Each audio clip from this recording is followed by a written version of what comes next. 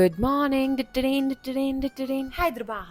హైదరాబాద్ కాదు, సరే ఏదో ఒకటి. కానీ ఇవాళ మనకైతే 2 పనులు. ఫస్ట్ వన్ వచ్చేసి ఇంటర్ అయ్యాక రొటీన్ బీటెక్ చేస్తామా, బీటెక్ అయ్యే కంటే ముందు ఫైనల్ ఇయర్ ప్రాజెక్ట్ అని ఒక పెద్ద ఘట్టం ఏర్పడుతుంది. ప్రాజెక్ట్ గురించి పక్కన పెడితే టీమ్మేట్స్ తో యుద్ధాలు, త్యాగాలు, ఫైనల్ గా ఎలాగోలాగా ప్రాజెక్ట్ అయితే కంప్లీట్ చేసేస్తాం.